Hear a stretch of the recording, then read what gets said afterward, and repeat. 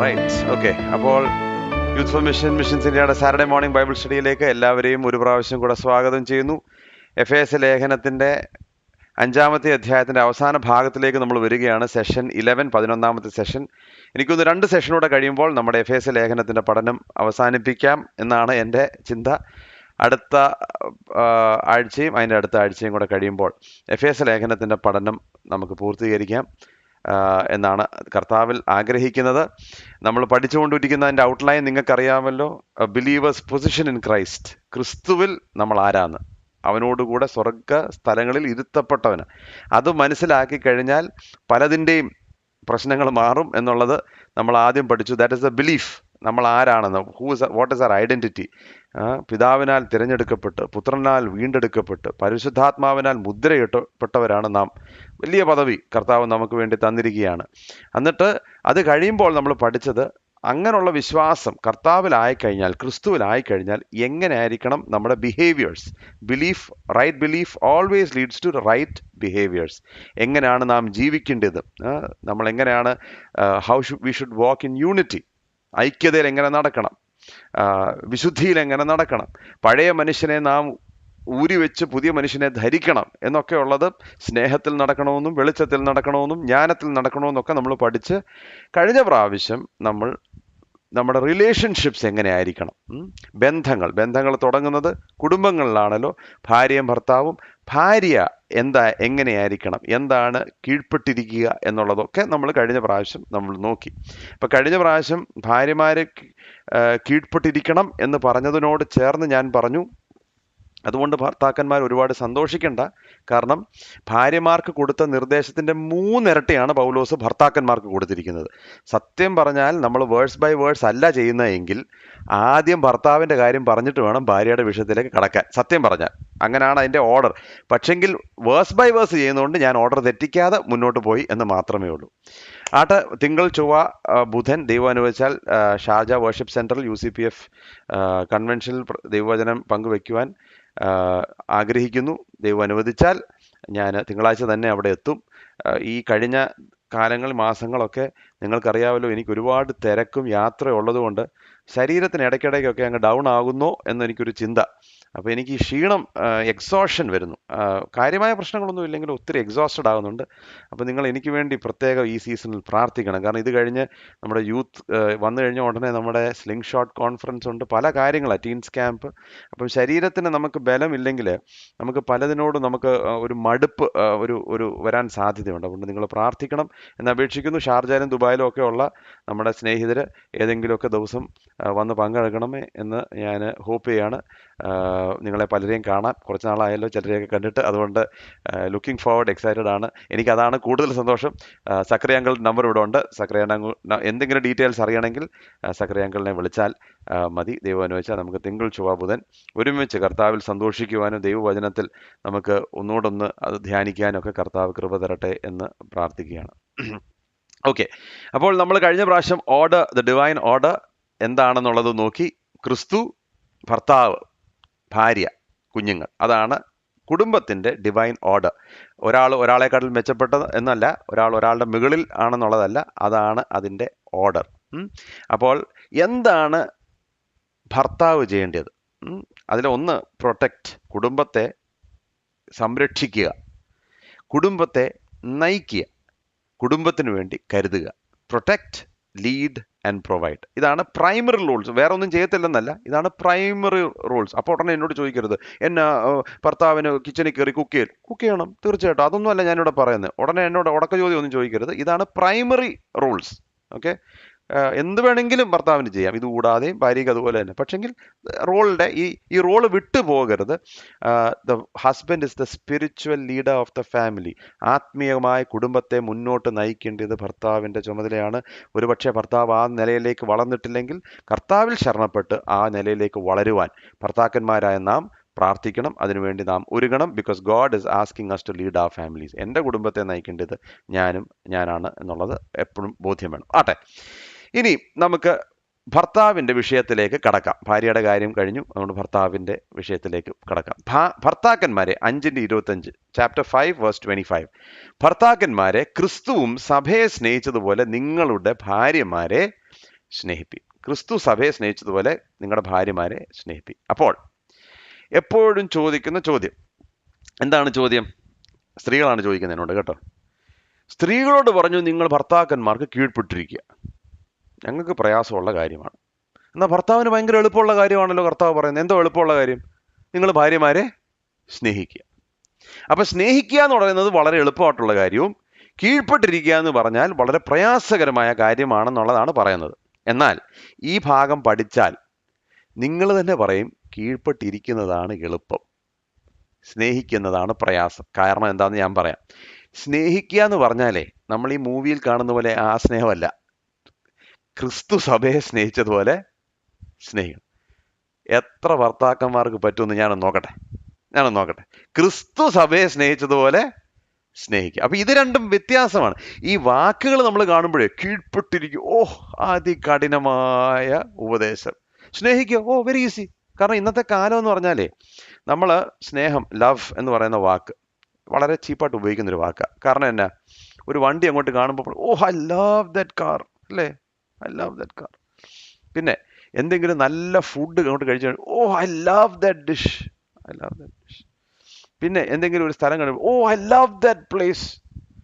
എന്നിട്ട് നമ്മൾ ചിന്തിക്കുന്ന അതുപോലെ തന്നെയാ നമ്മൾ ഭാര്യ ഐ ലവ് യു ഓൾസോ. മനസ്സിലായോ? ആ സ്നേഹത്തിൽ നമ്മൾ നോക്കുമ്പോൾ അതാണ് എളുപ്പം, ശരിയാണ്.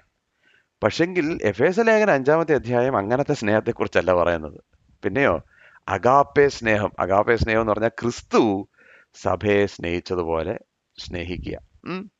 അപ്പോൾ ഒരു ഭർത്താവിനെ സംബന്ധിച്ചോളം he suppose to love his wife with a boundless kind of love. കവിഞ്ഞൊഴുകുന്ന സ്നേഹം കൊണ്ട് സ്നേഹിക്കണം. Jesus Christ love the church before he brought the church into existence. നിങ്ങളത് മനസ്സിലാക്കിക്കണം. സഭയാകുന്നതിന് മുമ്പേ നമ്മെ കണ്ട് സ്നേഹിച്ചവനാ ക്രിസ്തു. ഞാൻ പറഞ്ഞ മനസ്സിലായോ? ഞാൻ കർത്താവിൻ്റെ വകയാകുന്നതിന് മുമ്പ് എന്നെ സ്നേഹിച്ചു. ഞാൻ പാപിയായിരുന്നപ്പോൾ ക്രിസ്തു എന്നെ സ്നേഹിച്ചു. ഞാൻ ദോഷിയായിരുന്നപ്പോൾ ഞാൻ ക്രിസ്തുവിനെ സ്നേഹിച്ചു. ഞാൻ അനുസരണം കെട്ടവനായിരുന്നപ്പോൾ ക്രിസ്തു എന്നെ സ്നേഹിച്ചു. ഇതാണ് കവിഞ്ഞൊഴുകുന്ന അഗാപ്പെ സ്നേഹം. മനസ്സിലായി? ഇത് സാധാരണ സ്നേഹം, ലോകം പറയുന്ന സ്നേഹമല്ല. This is a boundless love. അപ്പോൾ ക്രിസ്തുവിന് വിധേയത്വം നമ്മൾ വിധേയപ്പെട്ട് നിൽക്കുമ്പോൾ, അവൻ്റെ പരിശുദ്ധാത്മാവിനാൽ നിറയുമ്പോൾ ക്രിസ്തു സഭയെ സ്നേഹിച്ചതുപോലെ ഭർത്താവിന് ഭാര്യയെ സ്നേഹിക്കാൻ കഴിയും. പൂർണ്ണമായിട്ടല്ല, പക്ഷെങ്കിൽ അതുപോലെ സ്നേഹിക്കാൻ കഴിയും. അതുകൊണ്ട് എന്താണ് ഈ സ്നേഹത്തിൻ്റെ പാറ്റേൺ, എങ്ങനെ സ്നേഹിക്കണം എന്നുള്ളത് ലോകത്തിൽ എവിടെയെങ്കിലും നോക്കിയാൽ പറ്റത്തില്ല. ക്രിസ്തുവിനെ നോക്കണം. എന്നിട്ട് ചോദിക്കണം, ക്രിസ്തു സഭയെ സ്നേഹിച്ചതുപോലെ സ്നേഹിക്കാൻ സാധിക്കുമോ? അങ്ങനെ സ്നേഹിച്ചാൽ നമ്മൾ പാടത്തില്ലേ, മഹൽ സ്നേഹം എന്നൊക്കെ നമ്മൾ പാടുമ്പോൾ അങ്ങനെ ഒരു ഭാര്യയെ നമുക്ക് കീഴടക്കാൻ പറ്റും. മനസ്സിലായോ? ആ സ്നേഹം അങ്ങനെ സ്നേഹിച്ചാൽ. പക്ഷെ അങ്ങനെയാണോ സ്നേഹിക്കുന്നത്? അപ്പോൾ ഏത് സ്ത്രീയും ഏറ്റവും കൂടുതൽ സെക്യൂരിറ്റി, അവരുടെ ഭദ്രത ലഭിക്കേണ്ടത് ഭർത്താവിൻ്റെ, ഈ ലോകത്തിൽ ഭർത്താവിൻ്റെ സ്നേഹത്തിനകത്താണ്. ഒരിക്കലും ഒരു ഭാര്യ ആ മനുഷ്യൻ എന്നെ സ്നേഹിക്കുന്നുണ്ടോ എന്നുള്ളൊരു ചോദ്യം ചോദിക്കാൻ ഇടവരരുത്.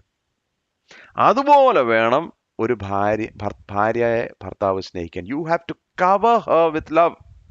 സ്നേഹം കൊണ്ട് പൊതിയണം, അതിനകത്ത് ഭദ്രത ഉണ്ടാകണം. ശരിയാണ്, ഒരു ഭർത്താവ് എന്നുള്ള നിലയിൽ നമ്മൾ കരുതണം. We have to provide. അതിനുവേണ്ടി നമ്മൾ ചെയ്യേണ്ടതൊക്കെ ചെയ്യണം. ഫിനാൻഷ്യൽ പ്ലാനിങ് ചെയ്യണമെങ്കിൽ ചെയ്യണം, ജോലി ചെയ്യണമെങ്കിൽ ചെയ്യണം, ഒക്കെ നല്ലതാണ്, അതൊക്കെ അത്യാവശ്യമാണ്, ദൈവം ആഗ്രഹിക്കുന്ന കാര്യങ്ങളാണ്. അതിൻ്റെ ഒക്കെ ഉപരിയായി ഭാര്യയുടെ ഭദ്രത ക്രിസ്തുവിലാണ് തീർച്ചയായിട്ടും. എന്നാൽ ഒരു കുടുംബത്തിൻ്റെ കോണ്ടെക്സ്റ്റിൽ ഏറ്റവും വലിയ ഭദ്രത ഫിനാൻഷ്യൽ സെക്യൂരിറ്റി അല്ല, സ്നേഹത്തിലുള്ള സെക്യൂരിറ്റിയാണ്.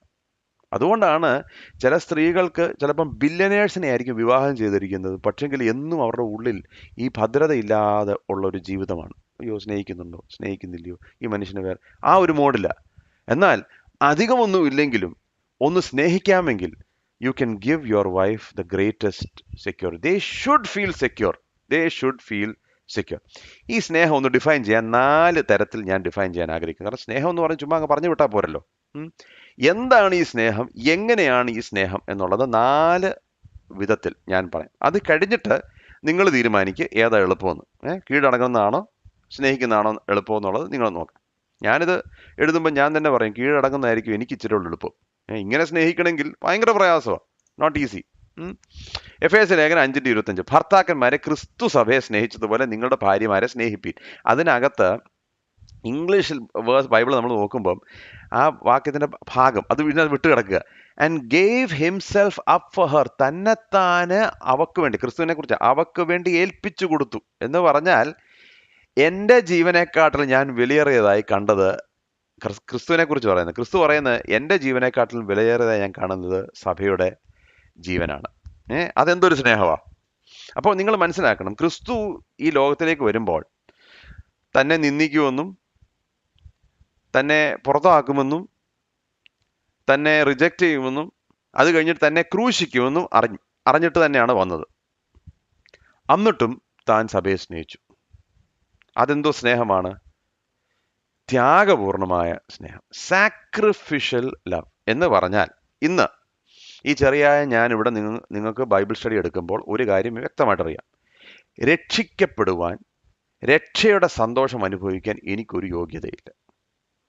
എൻ്റെ ക്വാളിഫിക്കേഷൻ നോക്കിയാൽ ഒരു യോഗ്യ 1% ഇല്ല, 2% ഇല്ല, 1% ഇല്ല, 0 ആണ്, 0. എന്നെ കർത്താവ് സ്നേഹിച്ചു, എനിക്ക് വേണ്ടി മരിച്ചു. ഇതിനാണ് സാക്രിഫിഷ്യൽ ലവ്. എൻ്റെ കയ്യിൽ നിന്ന് ക്രിസ്തുവിന് കിട്ടാൻ ഒന്നുമില്ല. എന്തെങ്കിലും ഉണ്ടോ? ഒന്നുമില്ല. ആകെ കൂടെ ഞാൻ കോൺട്രിബ്യൂട്ട് ചെയ്ത് കുറേ പാപം, അല്ലേ?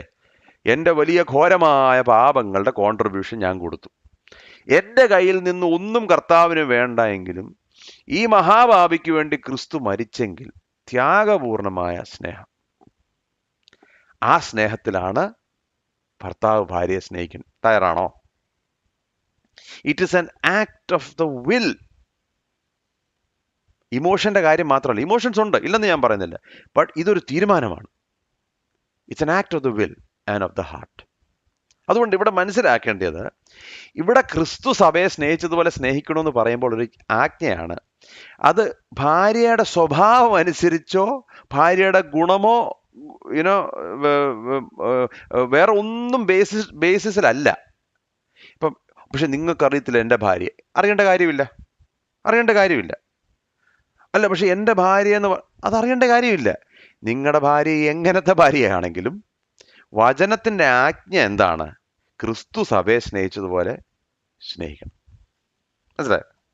So it is God's will for you to love your wife. അപ്പോൾ ഭർത്താവ് എന്നുള്ള നിലയിൽ കർത്താവിന് എന്നെക്കുറിച്ചുള്ള എന്താണ് കർത്താവിൻ്റെ ആഗ്രഹം? ദൈവഹിതം അറിയണമല്ലോ. What is God's will? ദൈവഹിതം ഭാര്യയെ സ്നേഹിച്ചോണം. അതിനകത്ത് clause and terms and conditions ഒന്നുമില്ല കേട്ടോ. ടേംസ് ആൻഡ് കണ്ടീഷൻസ് അറ്റാച്ച്ഡ്, ഒരു ടേംസ് ആൻഡ് കണ്ടീഷൻസും ഇല്ല. ഭാര്യയാണോ സ്നേഹിച്ചോണം. അപ്പോൾ ഇവിടെ മനസ്സിലാക്കേണ്ടത്, ക്രിസ്തു സഭയെ സ്നേഹിച്ചതുപോലെ തന്നെത്താൻ അവർക്ക് ഏൽപ്പിച്ചു കൊടുത്തതുപോലെ എന്ന് പറഞ്ഞാൽ, ഇന്നൊരു ഭർത്താവ് പറയാ ഞാൻ എൻ്റെ ഭാര്യയ്ക്ക് വേണ്ടി മരിക്കാൻ തയ്യാറാണെന്ന് പറഞ്ഞാൽ, ഭാര്യയ്ക്ക് അന്ന് പറഞ്ഞോ, ആ വാക്കിന് എന്തെങ്കിലും വിലയുണ്ടെങ്കിൽ നാളെ ഏത് ചെറിയ കാര്യത്തിന് വേണ്ടിയും തൻ്റെ ഇഷ്ടങ്ങളെക്കാട്ടിലും ഭാര്യയുടെ ഇഷ്ടങ്ങൾക്ക് വില കൊടുക്കാൻ തയ്യാറാകും. ഇല്ലയോ? ചിലർ പറയും, ഞാൻ ആരാണ്ട് പറഞ്ഞ പോലെ ഒരു കാമുകൻ തൻ്റെ കാമുകിക്ക് ലെറ്റർ എഴുതുക കേട്ടോ. I will cross the 7 seas and climb the highest mountain എന്നൊക്കെ പറഞ്ഞു. ഞാൻ ഏത് കടലും കടന്ന് നിന്നെ കാണാൻ വരുമെന്ന് പറഞ്ഞ് ഭയങ്കര പോവാം. അപ്പോൾ ഈ ലെറ്റർ എല്ലാം കിട്ടിക്കഴിഞ്ഞപ്പം പുള്ളിക്കാരി തിരിച്ചെഴുതി, എന്നാൽ നമുക്ക് ഉച്ചയ്ക്കൊന്ന് കോഫിക്ക് മീറ്റ് ചെയ്തോ. അപ്പോൾ പുള്ളി പറഞ്ഞു എനിക്ക് ഭയങ്കര തലവേദനയാണ്. മനസ്സിലായോ? എന്ന് പറഞ്ഞതുപോലെ ഈ വലിയ കാര്യങ്ങൾ മരിക്കാൻ തയ്യാറാണെങ്കിൽ ഏത് ചെറിയ കാര്യത്തിനും എൻ്റെ ഭാര്യയുടെ ഇഷ്ടങ്ങൾ എൻ്റെ ഇഷ്ടങ്ങളെക്കാട്ടിലും, എനിക്ക് ഇന്നത് ചെയ്യണമെന്ന് ആഗ്രഹമുണ്ട്, പക്ഷെ എൻ്റെ ഭാര്യയ്ക്ക് സന്തോഷം ഇതാണ്, എന്നാൽ ഓക്കെ എന്ന് പറഞ്ഞ ഭാര്യയുടെ ഇഷ്ടങ്ങൾക്കെല്ലാം കീഴ്വഴങ്ങണമെന്നല്ല ഞാൻ ഈ പറഞ്ഞത്. പക്ഷെങ്കിൽ എൻ്റെ പ്രിഫറൻസിൻ്റെ മുകളിൽ എൻ്റെ ഭാര്യയുടെ പ്രിഫറൻസ് വെക്കാനുള്ള മനസ്സ്, സാക്രിഫിഷ്യൽ ലവ്. സ്വാർത്ഥമായ സ്നേഹത്തിൻ്റെ ഒരു ലോകത്തിലാണ് നാം ജീവിക്കുന്നത്. Everything is about me. I don't feel it, I am not getting it, you are not giving me attention, you are not taking care of me. ഈ സ്വാർത്ഥമായ സ്നേഹത്തിൻ്റെ ഈ കാലത്ത് എന്താണ് ക്രിസ്തു സഭയെ സ്നേഹിച്ച സ്നേഹം? ത്യാഗപൂർണമായ സ്നേഹം, സാക്രിഫിഷ്യൽ ലവ്. ഒന്നാമത്തെ കാര്യം. രണ്ടാമത്തെ കാര്യം കേട്ടോ. അപ്പോൾ അത് മനസ്സിലായല്ലോ, സാക്രിഫിഷ്യൽ ലവ്. 2, എങ്ങനെ സ്നേഹിക്കണം? 5:26-27, 5:26-27. അവൻ അവളെ വചനത്തോടു കൂടിയ ജലസ്നാനത്താൽ വെടുപ്പാക്കി വിശുദ്ധീകരിക്കേണ്ടതിനും, ക്രിസ്തുവിനെ കുറിച്ചാണ് പറഞ്ഞത്, കറ ചുളുക്കം മുതലായതും ഒന്നുമില്ലാതെ സഭയെ ശുദ്ധയും നിഷ്കളങ്കയുമായി തനിക്ക് തന്നെ തേജസ്സോടെ മുൻ നിർത്തേണ്ടതിനും തന്നെത്താൻ അവൾക്ക് വേണ്ടി ഏൽപ്പിച്ചു കൊടുത്തു. അപ്പോൾ എന്തിനു വേണ്ടി ഏൽപ്പിച്ചു കൊടുത്തേ? Gave himself up. എന്തിനു വേണ്ടിയാണെന്നറിയാമോ? തൻ്റെ മണവാട്ടിയായ സഭയെ ചുളുക്കം, കറ മുതലായതൊന്നുമില്ലാതെ നിഷ്കളങ്കയായി നിർത്താൻ, തേജസ്സോടെ നിർത്താൻ. അപ്പോൾ ഈ സ്നേഹത്തിന്റെ പ്രത്യേകത, ഇത് ശുദ്ധീകരിക്കുന്ന സ്നേഹമാണ്. It is a purifying love. ഉദാഹരണം, പത്രോസ് ക്രിസ്തുവിൻ്റെ അടുക്ക് ചെന്നപ്പം പറഞ്ഞു, ക്രിസ്തു പറഞ്ഞു, നിന്റെ കാല് ഞാൻ കഴുകണം. അപ്പോൾ പത്രോസ് പറഞ്ഞു, കാല് കഴുകാൻ സമ്മതിക്കത്തില്ല. അപ്പോൾ ക്രിസ്തു പറഞ്ഞു, കാല് കഴുകിയില്ലെങ്കിൽ നിനക്ക് എന്നോടുകൂടെ പങ്കില്ല. കാരണം എന്നാ? മെയിൻ ഉദ്ദേശം എന്ന് പറയുന്നത്, ക്രിസ്തുവിൻ്റെ ഉദ്ദേശം സഭയുടെ purification. It is the purification of the church, സഭയുടെ ശുദ്ധീകരണം. ഇത് തന്നെയാണ് ഭർത്താവിൻ്റെ സ്നേഹത്തിനെ കുറിച്ച് ദൈവം ആഗ്രഹിക്കുന്നത്. എന്താണ്? ഭാര്യയുടെ ശുദ്ധീകരണം, the purification of the wife. ക്രിസ്തു സഭയെ ഇങ്ങനെ പ്യൂരിഫൈ ചെയ്തുകൊണ്ടിരിക്കുകയാണ്, കണ്ടിന്യൂസ്ലി പ്യൂരിഫൈ ചെയ്തുകൊണ്ടിരിക്കുക, കണ്ടിന്യൂസ്ലി. ഇപ്പൊ ചോദ്യം എന്താണെന്നറിയാമോ? ദ ക്വസ്റ്റ്യൻ ഇസ്, ക്രിസ്തു സഭയെ ഇങ്ങനെ ശുദ്ധീകരിച്ചു കൊണ്ടിരിക്കുകയാണെങ്കിൽ എന്താണ് ഒരു ഭർത്താവ് തൻ്റെ ഭാര്യയെ സ്നേഹിക്കുമ്പോൾ ശ്രദ്ധിക്കേണ്ട കാര്യം? ഭാര്യയെ ശുദ്ധീകരിക്കുക എന്നുള്ളത് ഭർത്താവിൻ്റെ സ്നേഹത്തിൻ്റെ പ്രത്യേകതയാണ്. അപ്പോൾ ഇവിടെ നിങ്ങൾ മനസ്സിലാക്കണം, ഈ സ്നേഹത്തിൻ്റെ പ്രത്യേകത തന്നെ. ആദാമിൻ്റെ അടുക്കൽ ഹവ്വ വന്നിട്ട് പറഞ്ഞു, നീയും കൂടി ഇതിൻ്റെ ഭാഗം കഴിക്കും. അപ്പോൾ ആദാം എന്ത് ചെയ്തു? യെസ് ബോസ് എന്ന് പറഞ്ഞ് അതങ്ങ് കഴിച്ചു. അങ്ങനല്ല ഭർത്താവിൻ്റെ സ്നേഹം. ഭാര്യയെ കർത്താവിൻ്റെ വഴിയിൽ സ്നേഹത്തോടെ നടത്തുക. അബ്രഹാമിൻ്റെ അടുക്കൽ സാറ വന്നിട്ട് പറഞ്ഞു, ദൈവം പറഞ്ഞിട്ട് കുറച്ച് നാളായാലും ഒന്നും നടക്കുന്നില്ല, നീ ഒരു കാര്യം ചെയ്യ, എൻ്റെ ദാസി അങ്ങെടുത്തു. അത് ദൈവഹിതമല്ല എന്ന് അബ്രഹാം പറഞ്ഞ് സ്നേഹത്തോടെ ഭാര്യയെ തിരുത്തേണ്ടതായിരുന്നു. പക്ഷെങ്കിൽ ഇതിന് വഴങ്ങിക്കൊടുത്തു. ഇത് ശുദ്ധീകരിക്കുന്ന സ്നേഹമല്ല. അപ്പോൾ ഞാൻ ചോദിക്കാൻ ആഗ്രഹിക്കുന്ന ചോദ്യം, ഭർത്താക്കന്മാരോടാണല്ലോ ഇന്ന്. നമ്മളെ വിവാഹം ചെയ്തതുകൊണ്ട് നമ്മുടെ ഭാര്യമാർ ഇന്ന് ക്രിസ്തുവിനെ ഒരു പടിയും കൂടെ കൂടുതൽ സ്നേഹിക്കുന്നുണ്ടോ? അതാണ് ചോദ്യം. അത് ചോദ്യം. എന്നെ വിവാഹം ചെയ്തതുകൊണ്ട് എൻ്റെ ഭാര്യ ക്രിസ്തുവിനെ ഒരു പടിയും കൂടെ കൂടുതൽ സ്നേഹിക്കുന്നുണ്ടോ? അതാണ് ശുദ്ധീകരിക്കുന്ന സ്നേഹം. ചിലപ്പോൾ ഭാര്യയും ഭർത്താവും കൂടെ കൂട്ടുകെട്ടി അശുദ്ധിയിലേക്ക് പോകുന്ന അനുഭവങ്ങൾ. അനന്യ സഫീറയുടെ കാര്യം അപ്പോസ്തല പ്രവൃത്തിയിൽ നമ്മൾ പഠിച്ചു. രണ്ടുപേരും കൂടെ കൂട്ടുകെട്ടി പരിശുദ്ധാത്മാവിനെതിരെ വ്യാജം പറഞ്ഞു. ഒരാളെങ്കിലും ഒന്ന് തിരുത്തണ്ടായിരുന്നോ? ഒരാളെങ്കിലും പറയണ്ടേ ഇത് ശരിയായിട്ടുള്ള കാര്യമല്ല? പക്ഷെങ്കിൽ രണ്ടുപേരോട് ഒരുമിച്ച് ചേർന്ന് നിരക്കാത്ത കാര്യങ്ങൾ ചെയ്തു. എന്നാൽ അങ്ങനല്ല ഭർത്താവ് എന്ത് ചെയ്യണം? ഒരു ഭാര്യയെ ശുദ്ധീകരിക്കണം. ഭാര്യയുടെ തെറ്റിന് കൂട്ടു നിൽക്കാനല്ല. നമ്മുടെ സ്വഭാവം കാരണം ഭാര്യയ്ക്ക് ഉള്ള ആത്മീയതയും കൂടെ നഷ്ടപ്പെടുത്തുക എന്നുള്ളതല്ല. ഒരാൾ പറഞ്ഞതുപോലെ, ഞാൻ ഒരാളെ കണ്ടപ്പോഴേ പറഞ്ഞു, പണ്ട് എനിക്ക് ഭയങ്കര ആത്മീയ താല്പര്യമാണ്, അതുകൊണ്ട് ഈ മനുഷ്യനെ കെട്ടിക്കഴിഞ്ഞപ്പോൾ അതെല്ലാം അങ്ങ് പോയെന്ന്. മനസ്സിലായി? അങ്ങനെ ഒരു നമ്മളാകാൻ പാടുണ്ടോ? അല്ല. നമ്മളെ വിവാഹം ചെയ്തതുകൊണ്ട് ഒരു പടിയും കൂടെ ക്രിസ്തുവിനെ സ്നേഹിക്കുന്ന ഒരു ലെവലിലേക്ക് നാം ഉയരണം. ഒരുപക്ഷെ നമ്മൾ അവിടെ അല്ലായിരിക്കാം, പക്ഷെ ഇന്ന് കർത്താവിനോട് പറയും, കർത്താവ് എനിക്കതാകണം, I want to be that man. ആ മനുഷ്യൻ ഞാൻ ആകണം. എൻ്റെ കൂടെ എൻ്റെ ഭാര്യ സമയം ചെലവഴിക്കുമ്പോൾ ക്രിസ്തുവിനെ പോലെ ക്രിസ്തുവിനെ ഒരു പടിയും കൂടെ സ്നേഹിക്കാൻ, വചനം ഒരു ലെവലും കൂടെ തിരിച്ചറിയാൻ, കർത്താവിനെ ആഴമായി സ്നേഹിക്കുന്ന ആ ഒരു മേഖലയിലേക്ക്, it is a purifying love. അശുദ്ധികളൊക്കെ മാറുന്ന ഒരു സ്നേഹത്തിലേക്ക് നമ്മൾ, സാങ്ക്ടിഫിക്കേഷൻ, ശുദ്ധീകരണം. കർത്താവ് ഈ ദാമ്പത്യ ജീവിതത്തിൽ ശുദ്ധീകരിക്കാൻ ഉപയോഗിക്കുന്ന മുഖാന്തരമാണ് വിവാഹം എന്ന് പറയുന്നത്. അതുകൊണ്ടാണ് the husband will sanctify the wife, അല്ലേ? ഭാര്യ ഭർത്താവിനെയും ഭർത്താവ് ഭാര്യയെയും ശുദ്ധീകരിക്കും എന്ന് പറയുന്നത്. It is sanctifying. എന്നാൽ ഈ ശുദ്ധീകരണ പ്രോസസ്സിൽ നമ്മുടെ കുടുംബജീവിതം കാരണം നമ്മുടെ ശുദ്ധീകരണത്തിൽ മുന്നോട്ട് പോവുകയാണോ അതോ പുറകിലേക്കാണോ എന്നുള്ളത് ചിന്തിക്കണം. ഭർത്താക്കന്മാരെ, വി ഹാവ് എ റെസ്പോൺസിബിലിറ്റി. എന്താണ്?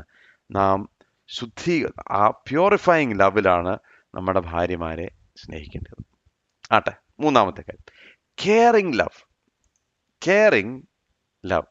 28-30, 28 മുതൽ 30 വരെയുള്ള വാക്യങ്ങൾ. അവണ്ണം ഭർത്താക്കന്മാരും തങ്ങളുടെ ഭാര്യമാരെ സ്വന്തം ശരീരങ്ങളെപ്പോലെ സ്നേഹിക്കേണ്ടതാകുന്നു. ഭാര്യയെ സ്നേഹിക്കുന്നവൻ തന്നെത്താൻ സ്നേഹിക്കുന്നു. ആരും തൻ്റെ ജഡത്തെ ഒരു നാളും പകച്ചിട്ടില്ലല്ലോ. ക്രിസ്തുവും സഭയെ ചെയ്യുന്നത് പോലെ അതിനെ പോറ്റി പുലർത്തുകയത്രേ ചെയ്യുന്നത്. മൂന്നാമത്, it has to be a caring love. നമ്മൾ എത്രയോ പ്രാവശ്യം കേൾക്കുന്ന ഒരു കാര്യമാണ് ഭാര്യമാരുടെ കയ്യിൽ നിന്ന്. എന്തുവാ? He doesn't care for my needs. ഈ മനുഷ്യനുണ്ടല്ലോ, എന്നെക്കുറിച്ചൊരു വിചാരം ഇല്ല. എത്രയോ പ്രാവശ്യം കേൾക്കുന്ന ഒരു കാര്യം എന്ന് പറഞ്ഞാൽ, ആ മനുഷ്യൻ നല്ല മനുഷ്യനാണ്, ആ മനുഷ്യൻ കാര്യങ്ങളൊക്കെ നന്നായിട്ട് ചെയ്യുന്നതാണ്, കുടുംബത്തെ പോറ്റാൻ വേണ്ടി ചെയ്യേണ്ടതൊക്കെ ചെയ്യും. പക്ഷേ ഒരു കരുതലില്ല, ഒരു കെയർ ഇല്ല. He doesn't care. അപ്പൊ ഇവിടെ പറയുന്നത് എന്താ? പൗലോസ് പറയാണ്, ആരും തൻ്റെ ജഡത്തെ ഒരു നാളും പകച്ചിട്ടില്ലല്ലോ. അപ്പോൾ എന്താണ് പിന്നെ ചെയ്യുന്നത്? നമ്മൾ പോറ്റി പുലർത്തും. സ്വന്തം ജഡത്തെ നമ്മൾ പോറ്റി പുലർത്തുമെങ്കിൽ അതുപോലെ തന്നെ നമ്മുടെ ഭാര്യയുടെ വെൽബീയിങ്ങിന് വേണ്ടി നമ്മൾ കരുതണം. അപ്പോൾ സ്നേഹിക്കുന്ന ഒരു ഭർത്താവ്, സ്നേഹിച്ചാൽ പോരെ എന്ന് പറഞ്ഞാൽ എന്താണ് ഈ സ്നേഹം? എൻ്റെ ഭാര്യയുടെ സകല, നോട്ട് ജസ്റ്റ് വൺ ഏരിയ, സകല നീഡ്സും കെയർ ചെയ്യണം. അതിൻ്റെ റെസ്പോൺസിബിലിറ്റിയാണ്. അങ്ങനെ സ്നേഹിക്കുന്നത്. If she has emotional needs, it has to be taken care of. If she has physical needs, it has to be taken care of. If she has other needs, it has to be ഏതൊക്കെ ആവശ്യം, ഏതൊക്കെ മേഖലയിലുണ്ടോ ഞാൻ കരുതണം ഭർത്താവ് എന്നുള്ള നിലയിൽ. അപ്പോൾ ഭർത്താക്കന്മാരുടെ ചുമതല എന്താ? ഒരു ഭാര്യയ്ക്ക് എവിടൊക്കെ ആവശ്യങ്ങളുണ്ടോ അതെല്ലാം നാം വീട്ടണം. അതാണ് കരുതുന്ന സ്നേഹം. അപ്പോൾ ഇവിടെ നിങ്ങൾ മനസ്സിലാക്കേണ്ടത്, നമ്മൾ കഴിഞ്ഞ പ്രാവശ്യം പറഞ്ഞല്ലോ, ഭാര്യമാർ കീഴ്പ്പെട്ടിരിക്കണം എന്ന് പറഞ്ഞാൽ ഭാര്യ ഏതെങ്കിലും നമ്മുടെ വീട് ഒരു മൂലയിൽ ഇരിക്കുന്ന ഒരു ഐറ്റം അല്ല. ഷീ ഈസ് എ ട്രഷർ, ഒരു ധനമാണ്. She has to be loved, she has to be cared for, she has to be nourished and she has to be cherished. ഇതാണ് ഭാര്യ എന്ന് പറയുന്നത്. എനിക്ക് കർത്താവ് തന്നിരിക്കുന്ന വലിയ നിധി, ആ നിധിയെ ഞാൻ എങ്ങനെ കരുതണം? സ്നേഹിക്കണം, കരുതണം. എങ്ങനെയൊക്കെ കരുതാൻ പറ്റുമോ അങ്ങനെയൊക്കെ കരുതി ഐ ഹാവ് ടു ചെറിഷ്. ഇങ്ങനെ ചെയ്താൽ റെസ്പെക്റ്റ് ഒക്കെ ഓട്ടോമാറ്റിക്കാണ്. പിന്നെ ഇതിനെക്കുറിച്ച് എഫേസ്യ ലേഖന പഠനത്തിൻ്റെ ആവശ്യമൊന്നുമില്ല, ഒരാവശ്യവുമില്ല. നമ്മൾ ഡിബേറ്റ് ഒന്നും നടത്തേണ്ട ഒരു കാര്യമില്ല. പക്ഷെ ഇങ്ങനെ സ്നേഹിക്കണം. ഇങ്ങനെ സ്നേഹിച്ചാൽ കരുതുന്ന ഭർത്താവ്. ഒരിക്കലും നമ്മുടെ ഭാര്യയ്ക്ക് ചില മേഖലകളിൽ കരുതൽ ലഭിക്കുന്നില്ല, ആ ഒരു അവസ്ഥയിലേക്ക് വരരുത്. ഏത് ആവശ്യമുണ്ട്, ഞാൻ രാവിലെ തൊട്ട് പണിയൊക്കെ എടുത്ത് നിനക്ക് ആവശ്യമായിട്ടുള്ള കാശൊക്കെ തരുന്നില്ലയോ? അതല്ല വിഷയം. That is basic 101. അത് നമ്മൾ ചെയ്യേണ്ട കാര്യം. അതിൻ്റെ അപ്പുറം ഹൗ അബൌട്ട് ഇമോഷണൽ നീഡ്സ്? സംസാരിക്കാൻ സമയം കണ്ടെത്തുന്നുണ്ടോ? ആൾ ഡൗൺ ആയാൽ ആ ഒരു ടൈമിൽ അവരെ ഒന്ന് ഉയർത്താൻ, ഒന്ന് കരുതാൻ, ചിലപ്പോൾ ആ കരുതലിന് 2 വാക്ക് മതി. അത് ചെയ്യാൻ നമ്മൾ തയ്യാറാകുന്നുണ്ടോ? അത് ചെയ്യണം. കരുതുന്ന സ്നേഹം. ക്രിസ്തു എങ്ങനെയാണ് നമ്മളെ കരുതുന്നത്? എങ്ങനെ കരുതുന്നത്? അവൻ നമ്മളെ ഉള്ളം കയ്യിൽ വഹിക്കുന്നു എന്നല്ലേ പറയുന്നത്. അങ്ങനെ വേണം ഭർത്താക്കന്മാർ ഭാര്യമാരെ. അതുകൊണ്ടാണ് എൻ്റെ കൈവെള്ളയെ ഞാൻ കൊണ്ടു നടക്കാമെന്ന് പറഞ്ഞ് കേട്ടില്ല. അതാണിത്. അങ്ങനെ വേണം കരുതാൻ. അങ്ങനെ കരുതണം. അപ്പോൾ അങ്ങനെ എല്ലാ മേഖലകളിലും we have to take care of all. എൻ്റെ ആവശ്യങ്ങളെക്കാട്ടിലും എൻ്റെ ഭാര്യയുടെ ആവശ്യങ്ങളാണ് പ്രയോറിറ്റി. എനിക്ക് ഇന്നത് ചെയ്യണമെന്നുണ്ട്. ഇന്ന് എനിക്ക് എൻ്റെ ഫ്രണ്ട്സിൻ്റെ കൂടെ വൈകുന്നേരം അവിടെ പോകണമെന്ന് ആഗ്രഹമുണ്ട്. ശരി, അതായിക്കോട്ടെ. ഭാര്യയുടെ ആഗ്രഹം എന്താണ്? അതിന് മുൻഗണന കൊടുക്കാൻ എനിക്ക് പറ്റുമോ? അല്ല, എനിക്കിന്ന് എനിക്ക് കളിക്കാൻ പോകണം. കളിക്കാൻ പോക്കോ. എൻ്റെ ഭാര്യയുടെ ആവശ്യങ്ങൾക്ക് എനിക്ക് മുൻഗണന കൊടുക്കാൻ പറ്റുമോ? Always look at it. അതിന് നല്ലൊരു എളുപ്പമാർഗം ഞാൻ പറയാം. ഭാര്യയുടെ ഇൻട്രസ്റ്റ് ആണോ അല്ലയോ എന്ന്. TV കാണാനിരിക്കുമ്പോഴേ റിമോട്ട് ആരുടെ കയ്യിലാണെന്ന് നോക്കിയാൽ മതി. TV കാണാനിരിക്കുമ്പോൾ ആരുടെ കയ്യിൽ ആ റിമോട്ട് നിന്ന് നോക്കിയാൽ മതി. അപ്പോൾ അറിയാം ആർക്കാണ് മുൻഗണന കൊടുക്കുന്നത്. എനിക്ക് കാണാൻ ആഗ്രഹിക്കുന്ന കാര്യങ്ങളാണോ എൻ്റെ ഭാര്യ കാണാൻ ആഗ്രഹിക്കുന്നത്? പിന്നെ ഞങ്ങളുടെ ദൈവത്തിൻ്റെ കൃപ ഞങ്ങൾക്ക് TV ഒന്നുമില്ല, അതുകൊണ്ട് അവിടെ ആ പ്രശ്നങ്ങളൊന്നുമില്ല. പക്ഷെ ഞാൻ പറയാ, വളരെ സിമ്പിളാണ്. എനിക്ക് ആവശ്യമായിട്ടുള്ള കാര്യങ്ങളാണോ അതോ എൻ്റെ ഭാര്യയ്ക്ക് ആഗ്രഹം, ഏതിനാണ് മുൻഗണന കൊടുക്കാൻ ഞാൻ തയ്യാറാണ്? It is A caring love. ഭർത്താക്കന്മാർ, നമ്മുടെ ഭാര്യമാരെന്ന് പറഞ്ഞാൽ ദേ നീഡ് കെയർ. അവർക്ക് അധികം കാര്യങ്ങളൊന്നും വേണം, but they need care. They need to know that they are cared for. അപ്പോൾ അത് ഒബ്ജക്റ്റീവായിട്ട് അങ്ങ് പറഞ്ഞു തീർക്കാൻ ഒക്കത്തില്ല. അത് ഞാൻ ചെയ്തില്ലയോ, ഞാൻ ഇവിടെ റെന്റ് എല്ലാം കൊടുത്തില്ലയോ, ഞാൻ ജോലിയൊക്കെ ചെയ്ത് ഇവിടെ ഫീസ് എല്ലാം പേ ചെയ്യുന്നില്ലയോ. That is all basic 101. അത് ഹസ്ബൻഡ് എന്ന് പറഞ്ഞാൽ എന്താ? ഹസ്ബൻഡ് എന്ന് പറഞ്ഞാൽ എന്താ? എൻ്റെ പദത്തിന്റെ അർത്ഥം ഫാമർ എന്നാ, അല്ലേ? ഫാമർ, അതാണ് അതിന്റെ അർത്ഥം. എന്ന് പറഞ്ഞാൽ അവൻ കൾട്ടിവേറ്റ് ചെയ്യണം, ഹി ഹാസ് ടു കൾട്ടിവേറ്റ്. ആ കൾട്ടിവേഷന്റെ കൂട്ടത്തിൽ ചെയ്യേണ്ട ഒരു കാര്യമാണ് കരുതൽ. ഭർത്താക്കന്മാർ ഭാര്യമാർക്ക് വേണ്ടി കരുതണം. അതാണ് മൂന്നാമത്തെ, കെയറിങ് ലവ്. നാലാമത്തേത്, ഭർത്താക്കന്മാർ അറിഞ്ഞിരിക്കേണ്ടത്, this is an unbreakable love. അത് നിമിത്തം ഒരു മനുഷ്യൻ അപ്പനെയും അമ്മയും വിട്ട് ഭാര്യയോട് പറ്റിച്ചേരും, ഇരുവരും ഒരു ദേഹം ആയിരിക്കും. ഇത് വലിയ മർമ്മമാകട്ടോ. ഈ ദൈവമായിരിക്കുന്നതിൻ്റെ ഒരു കാര്യം, ഒരു പ്രത്യേകത ഞാൻ പറയും. എല്ലാ കാര്യത്തിലും ദൈവം തന്നെയാ, പക്ഷെങ്കിൽ ഇതുപോലെ രണ്ടുപേരെ ഒന്നാക്കുന്ന പ്രക്രിയ ചെയ്യാൻ ദൈവത്തിനല്ലാതെ ഒരു മനുഷ്യർക്കും പറ്റത്തില്ല. രണ്ടുപേരെ ഒന്നാക്കുക. 1 + 1 = 2. അത് ഒരേ ഒരു മാത്തമാറ്റിക്സിലെ 1 + 1 = 1 ആകുന്നുള്ളൂ. അത് വിവാഹം എന്നുള്ള പ്രക്രിയയിൽ. ബാക്കി എല്ലാ സ്ഥലത്തും മാത്തമാറ്റിക്സ് കറക്റ്റ് ആണ്. ഇവിടെ 1 + 1 = 1. ഇവിടെ പറഞ്ഞിരിക്കുന്നത് തന്നെ, നിങ്ങൾ ഭാര്യയോട് പറ്റിച്ചേരും. അപ്പോൾ നമ്മൾ അപ്പനെയും അമ്മയും വിട്ട്, there is a leaving and there is a cleaving. ഇതൊരു പക്ഷേ കേട്ട് മടുത്തിട്ടുള്ളവർ കാണും. Leave and cleave. അതുകൊണ്ട് ഇവിടെ മനസ്സിലാക്കേണ്ട ഭർത്താക്കന്മാരെ, നമ്മൾ നമ്മുടെ കുടുംബത്തെ വിട്ട് കഴിയുമ്പോൾ അപ്പനെയും അമ്മയും മറക്കാനല്ല, അപ്പനെയും അമ്മയും നമ്മൾ കരുതണം, അവരെ ആദരിക്കണം, അവരുടെ ആവശ്യങ്ങൾക്കൊക്കെ കഴിവതും നമ്മൾ ടേക്ക് കെയർ ചെയ്യണം. അത് ആസ് എ സൺ നമ്മുടെ റെസ്പോൺസിബിലിറ്റിയാണ്. പക്ഷെങ്കിൽ ഭാര്യയാണ് പറ്റിച്ചേരുന്നത്. അനേക ഭർത്താക്കന്മാരും ഇപ്പോഴും പഴയ കണക്ഷനിൽ ഇങ്ങനെ കിടക്കുക. ഈ അമ്പലിക്കൽ കോഡ് കട്ട് ചെയ്തിട്ടില്ലെന്നൊക്കെ പറയുന്ന പോലെ. അതാ, എൻ്റെ അമ്മ ഇങ്ങനെ പറഞ്ഞു, അമ്മ അങ്ങനെ പറഞ്ഞോട്ടെ, അമ്മ പറയുന്നതൊക്കെ കേട്ടോണം. പക്ഷെങ്കിൽ ഇപ്പം ഭാര്യയാണ് ഒരു ശരീരമായിരിക്കുന്നത്. So priority is always for the wife. ഇനി രണ്ടല്ല, ഇനിയും ഒന്ന് ആണ്. അതുകൊണ്ട് ഒന്നായി തീർന്നു കഴിഞ്ഞാൽ ഇവിടെ മനസ്സിലാക്കേണ്ട കാര്യം, അതുകൊണ്ടാണ് പറഞ്ഞത്, ദൈവം യോജിപ്പിച്ചതിന് മനുഷ്യൻ വേർപിരിക്കരുത്. What God has joined together let no man separate. ഇവിടെ നമ്മൾ മനസ്സിലാക്കേണ്ട കാര്യം, ഭർത്താക്കന്മാർ, ഈ സ്നേഹം, ഇതൊരു അൺബ്രേക്കബിൾ സ്നേഹം. ഇത് വേർപിരിക്കുവാൻ ഒരു മനുഷ്യനും അവകാശം ഇല്ല. ആ ടോപ്പിക്കിനെ കുറിച്ച് ഞാൻ മലാഖി പ്രവചനം പഠിപ്പിച്ചപ്പോൾ ഞാൻ പഠിപ്പിച്ചു. അതുകൊണ്ട് ഞാൻ ആ ഡീറ്റെയിൽസിലേക്ക് കിടക്കുന്നില്ല. എന്നാലും പറയുന്ന കൂട്ടത്തിൽ പറഞ്ഞിരിക്കണം. ഒരു ഭാര്യയും ഒരു ഭർത്താവും ഒന്നായി കഴിഞ്ഞാൽ അവർ തമ്മിൽ വേർപിരിയാൻ പാടില്ല. വേർപിരിക്കാൻ ആരും ശ്രമിക്കാനും പാടില്ല, ഒരിക്കലും. It is a unification of two. ഇതൊന്നായി കഴിഞ്ഞു. അപ്പോൾ ദൈവം യോജിപ്പിച്ചതിന് മനുഷ്യൻ വേർപിരിക്കാൻ പാടില്ല. പിന്നെ ശരിയാണ്, ക്രിസ്തുവിൻ്റെ അടുക്കൽ ചെന്ന് പറഞ്ഞു, എന്നാൽ പിന്നെ മോശയുടെ ന്യായപ്രമാണം അനുസരിച്ച് ഒരു ഭാര്യയെ ഉപേക്ഷിക്കരുതോ എന്ന് പറഞ്ഞാൽ, അപ്പോൾ കർത്താവിന് പറഞ്ഞു, നിങ്ങളുടെ ഹൃദയകാഠിനം കാരണം കുറച്ച് റീസൺസും കുറച്ച് ഗ്രൗണ്ട്സ് ഒക്കെ മോശ നിങ്ങൾക്ക് അനുവദിച്ചു. പക്ഷെങ്കിൽ ദൈവിക പ്രമാണം എന്തുവാ?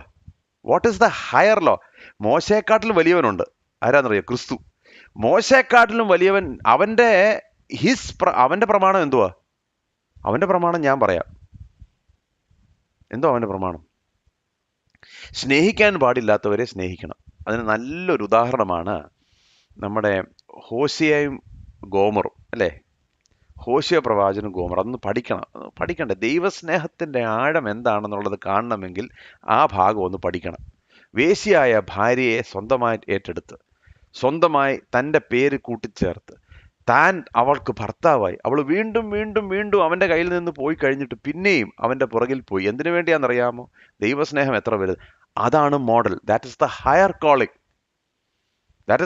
കോളിംഗ്.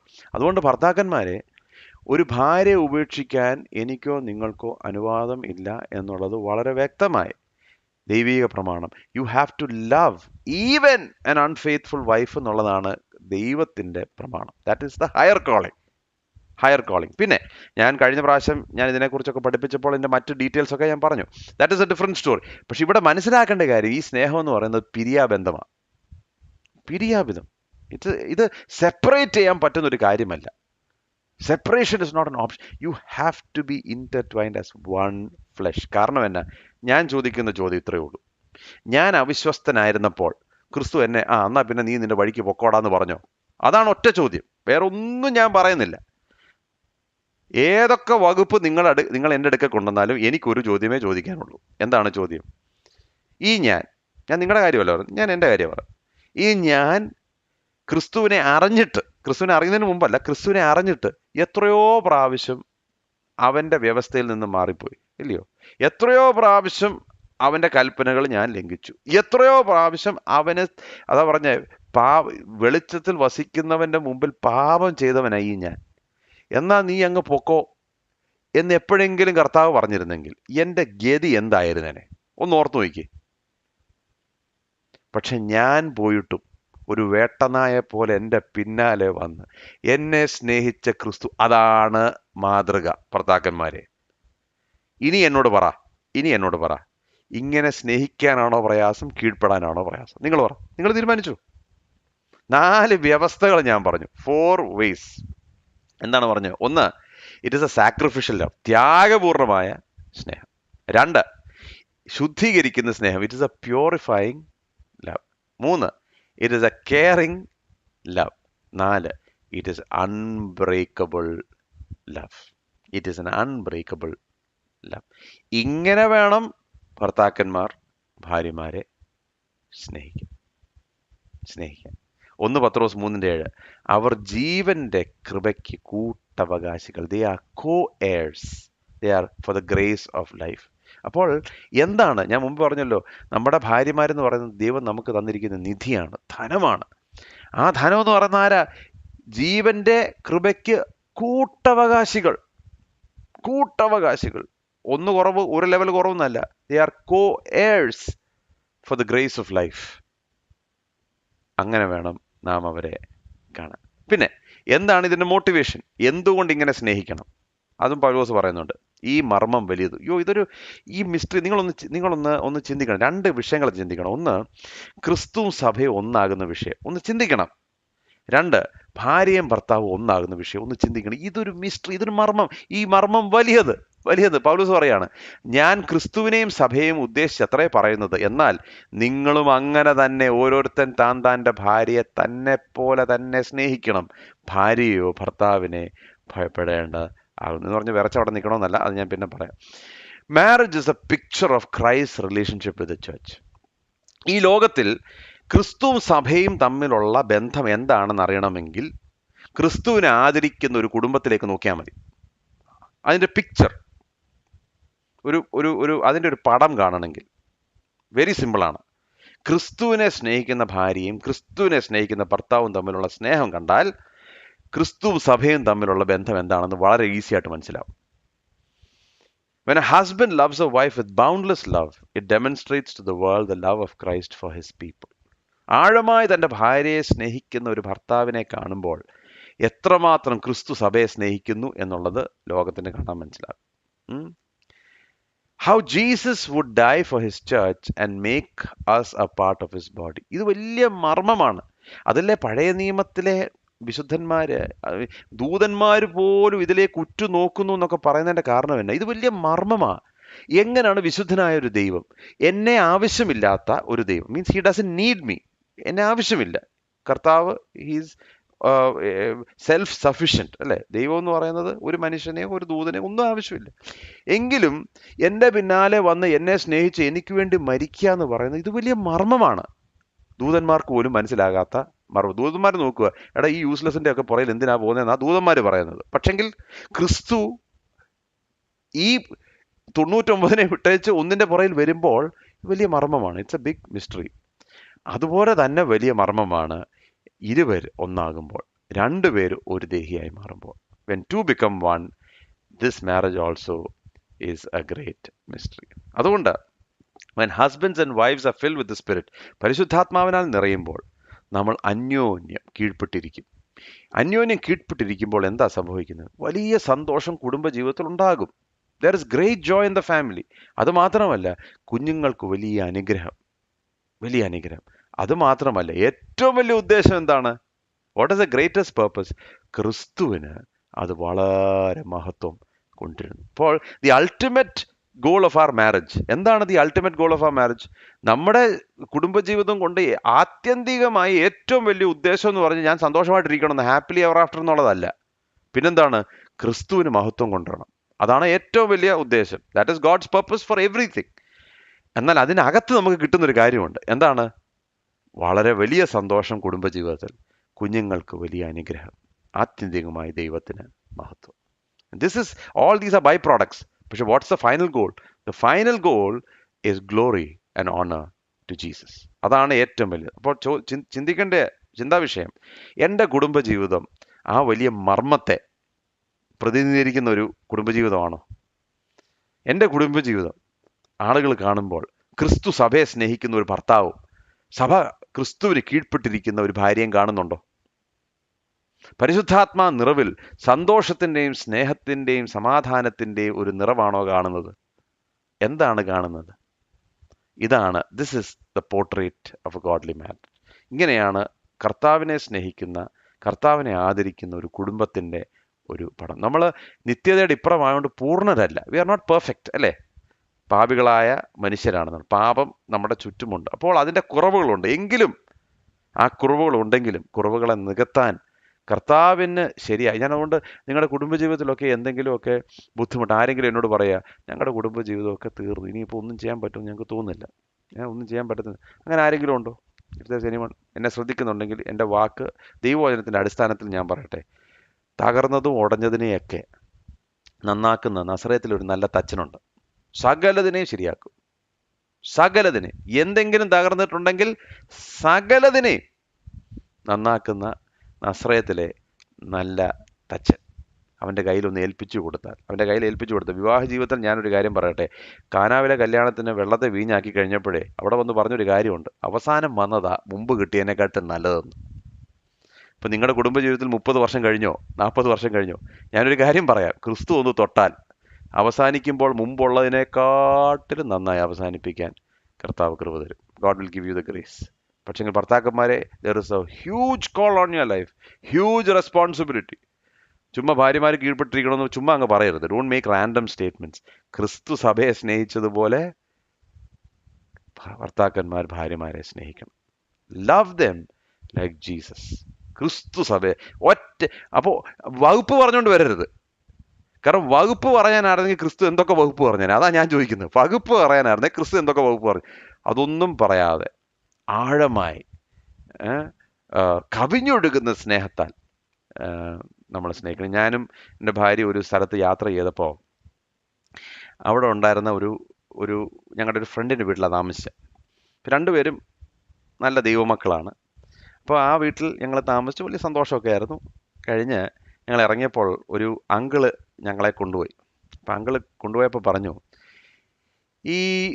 ഈ പുള്ളി ഈ ലേഡിയെ കല്യാണം കഴിച്ചപ്പോൾ ഈ ലേഡി ഭയങ്കര ഒരു എന്താ പറയണ്ടേ, ഒരു വല്ലാത്ത സ്വഭാവമുള്ളവർ എന്ന് പറഞ്ഞാൽ ഭയങ്കര, എനിക്കൊന്ന് പുള്ളിക്കാരി കടന്നുപോയ അനുഭവങ്ങൾ കാരണം ഭയങ്കര ഉണ്ടല്ലോ, എല്ലാത്തിനും ഭയങ്കര അങ്ങ് മുഷിച്ചില്ല. അതുകൊണ്ട് ഇറ്റ് വാസ് വെരി ഡിഫിക്കൾട്ട്. എന്ത് ചെയ്താലും അങ്ങോട്ട് പോരാ, ഭയങ്കര ഒരു മുഷിൽ. എന്നിട്ട് ഞങ്ങളോട് പറഞ്ഞു, എന്നാൽ ഈ ഭർത്താവുണ്ടല്ലോ ഇതിലൊക്കെ കൂടെ ഈ ഭാര്യ അങ്ങ് സ്നേഹിച്ച് എന്നിട്ട് അവസാനം പറയാ, and he won her over with his love. അയ്യോ, ഇന്ന് ആ കുടുംബത്തിലൊന്ന് കയറണം. എന്തോ സന്തോഷം, കവിഞ്ഞൊഴുകുന്ന സന്തോഷം. അപ്പോൾ ഭർത്താക്കന്മാർക്ക് വലിയ റെസ്പോൺസിബിലിറ്റി ഉണ്ട്. എന്താ? ക്രിസ്തു സഭയെ സ്നേഹിച്ചതുപോലെ നാമും നമ്മുടെ ഭാര്യമാരെ സ്നേഹിക്കണം. It's a tall order. There is only one benchmark, അത് ക്രിസ്തു. അപ്പോൾ ക്രിസ്തു എങ്ങനെയെങ്കിലും നമുക്ക് നമ്മുടെ ഭാര്യമാരെ സ്നേഹിക്കാൻ ബുദ്ധിമുട്ടുണ്ടെങ്കിൽ ക്രൂശിലേക്ക് ഒന്ന് നോക്കിയാൽ മതി. എളുപ്പമാണ്, വെരി ഈസി. ക്രൂശിലേക്ക് നോക്കിയാൽ മതി. എനിക്ക് വേണ്ടി കർത്താവ് മരിച്ചതുപോലെ കർത്താവ് എനിക്ക് വേണ്ടി അൺകണ്ടീഷണൽ അഗാപ്പെ സ്നേഹം, ആ സ്നേഹം എൻ്റെ ഭാര്യയ്ക്ക് കൊടുക്കുവാൻ ഞാൻ തയ്യാറാണ്. ഓക്കെ, നമുക്ക് കണ്ണുകൾ അടയ്ക്കാം, പ്രാർത്ഥിക്കാം. കർത്താവെ, ഇന്ന് ഞങ്ങൾ ഭർത്താക്കന്മാരുടെ പ്രയോറിറ്റീസ് എന്താണെന്നുള്ളത് ഒരുമിച്ച് ഞങ്ങൾ ധ്യാനിച്ചു. നിന്റെ വചനത്തിനായിട്ട് സ്തോത്രം. കർത്താവെ, അങ്ങയുടെ വചനം ഞങ്ങളുടെ കുടുംബജീവിതത്തിന് ഏറ്റവും മനോഹാരിത കൊണ്ടിരുന്ന വചനങ്ങളാണ്. അത് പ്രമാണിക്കാനുള്ള കൃപ ഞങ്ങൾക്ക് തരണം. കർത്താവെ, ഞങ്ങൾ പാപികളാണ്, കുറവുള്ളവരാണ്. അങ്ങയുടെ പരിശുദ്ധാത്മാവ് ഞങ്ങളുടെ ജീവിതത്തിൽ വരുമ്പോൾ ക്രിസ്തു സ്നേഹിച്ചതുപോലെ ഞങ്ങൾക്ക് സ്നേഹിക്കാൻ സാധിക്കും. അത് ഞങ്ങൾ വിശ്വസിക്കുന്നു. അങ്ങനെ ഒരു സ്നേഹം ഞങ്ങളുടെ അകത്തേക്ക് തരണമേ കർത്താവെ. കുടുംബങ്ങളെയൊക്കെ ഞങ്ങൾ അങ്ങയുടെ കയ്യിൽ മുമ്പിൽ വെക്കുന്നു കർത്താവെ. തകർന്നതോ ഉടഞ്ഞതോ കർത്താവെ, ബുദ്ധിമുട്ടിന് അനുഭവങ്ങളിലൂടെയൊക്കെ കടന്നു പോകുന്ന കുടുംബങ്ങളൊക്കെ ഉണ്ടെങ്കിൽ ഇന്ന് കർത്താവെ, ആ കുടുംബത്തിൽ കർത്താവ് സൗഖ്യം കൊടുക്കണമേ, സൗഖ്യം നൽകണമേ. വലിയൊരു ഒരു ഒരു ബ്രേക്ക് ത്രൂ ആ കുടുംബങ്ങളിൽ ഉണ്ടാകുവാൻ അങ്ങ് സഹായിക്കണമേ. ഉടഞ്ഞതിനെയൊക്കെ അങ്ങ് പണിയണമേ എന്ന് ഞങ്ങൾ പ്രത്യേകം പ്രാർത്ഥിക്കുന്നു. ഭർത്താക്കന്മാരുടെ റെസ്പോൺസിബിലിറ്റിയിൽ നിന്ന് ഷൈ ചെയ്യാനല്ല, അതിൽ നിന്ന് മാറി നിൽക്കാൻ, മടി പിടിക്കാനല്ല, പുറയിലേക്ക് പോകാനല്ല, കർത്താവ് ആഗ്രഹിക്കുന്ന നിലയിൽ വളരുവാൻ ഞങ്ങൾ ഓരോരുത്തരെയും സഹായിക്കണമേ എന്ന് പ്രാർത്ഥിക്കുന്നു. പ്രാർത്ഥന കേട്ടതുകൊണ്ട് സ്തോത്രം. യേശു മുഖാന്തരം യാചിക്കുന്നു, കൃപയോടെ.